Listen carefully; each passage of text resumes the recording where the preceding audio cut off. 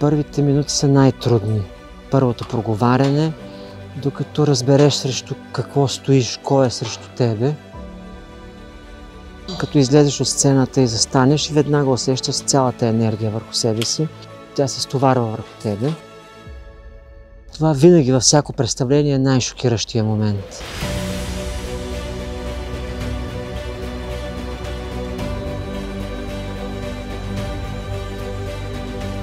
Дунков му е празничето, преди да се каже име, а в Белник му думат направо Будунът. Дюкяна, сега не кантират, нали?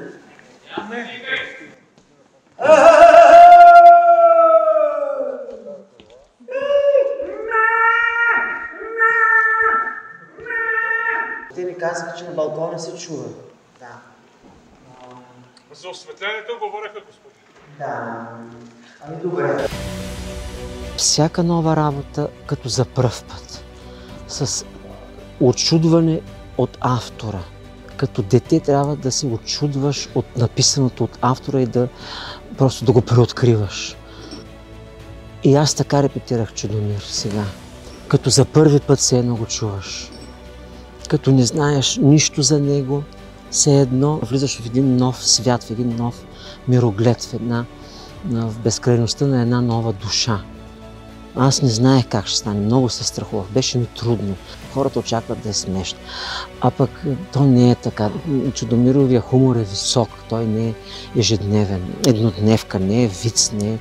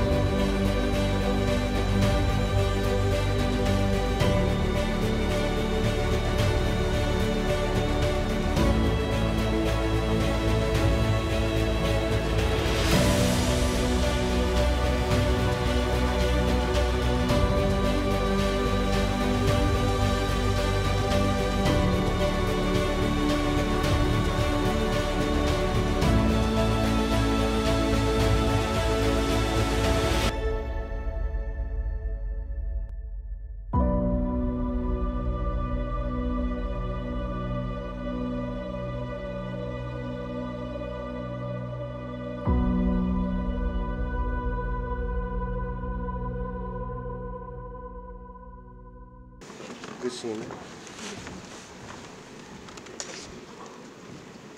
Assim são.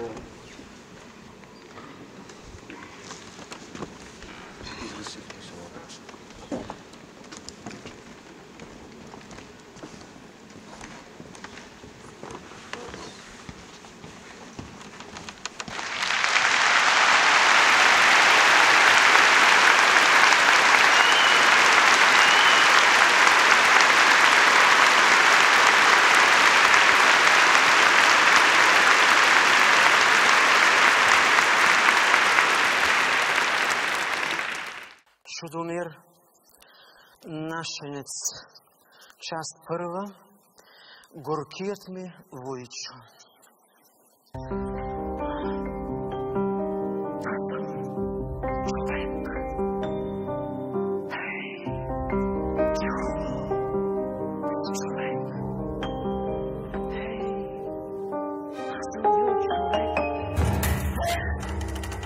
Съм задължения, казвам. Аз съм човек с задължения. Ипотека имам. Изпълнителни листове имам. Къде се намирате? По-добре пригответе и за мен един ковчег тук. Да се търкулна и аз вътре в него. И така нататък. И така нататък. И така нататък.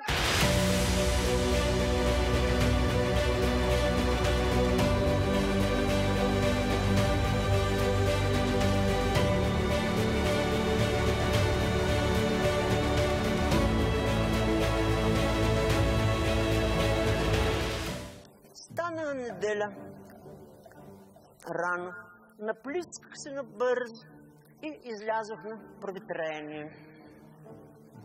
Ходя, обикалям, надничам, всичко заключено, няма джанджун мъртвил.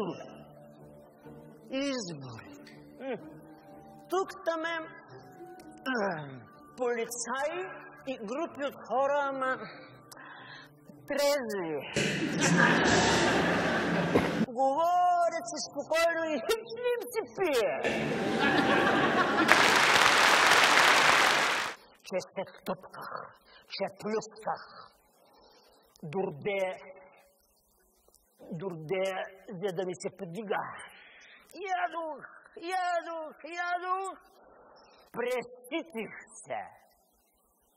И от тогава до сега, до ден днешен, не съм помислял повече за баклава.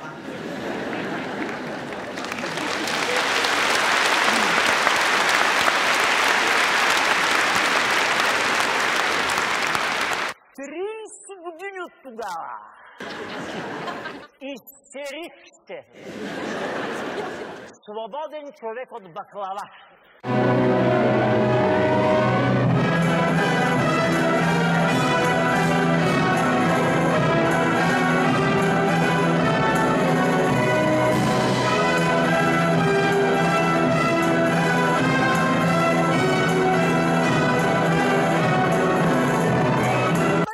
Мазилка казва да е влачена, гладка, драскана, пръскана. Влачена, гладка, драскана, пръскана. И прочее.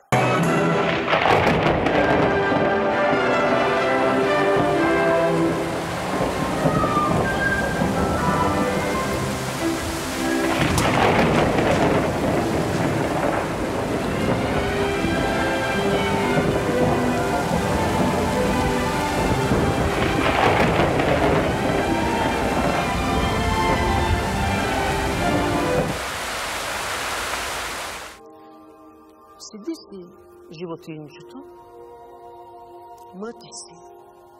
Яйцата топли ги, продължава си рода. И нали е женско, като няма друга работа,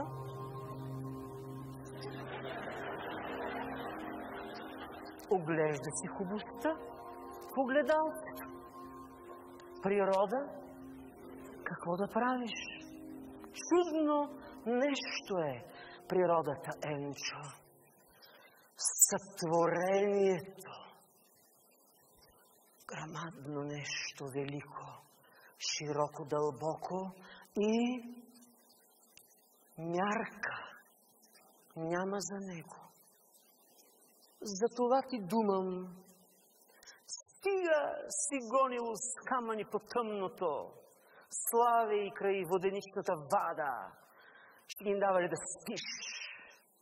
Ами ела с мен да те водя нагоре, към върха, към Самодилец, да видиш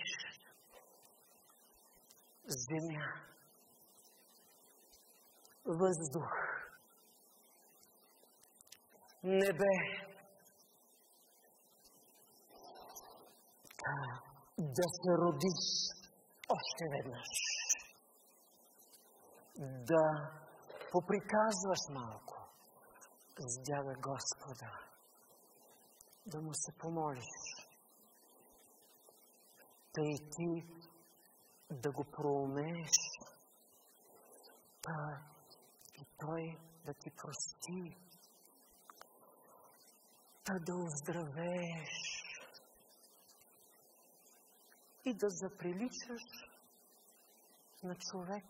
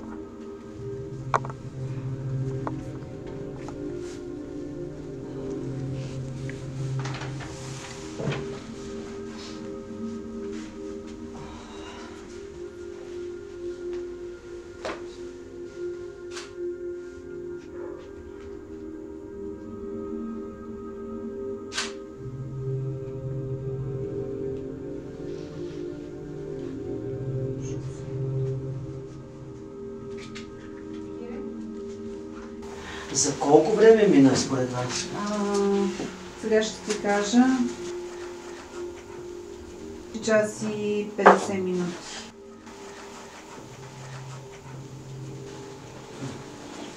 Преди беше по-кратко.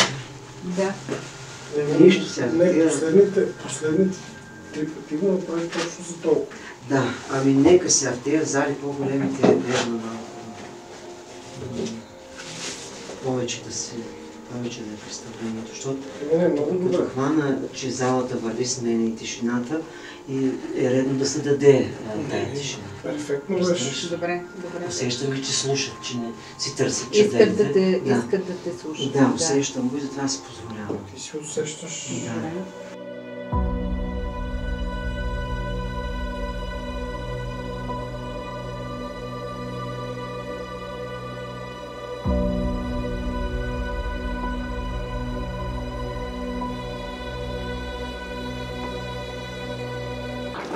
Границите си да знаем, нашите човешки граници, да не мислим, че са ни малки, да сме благодарни на това, което имаме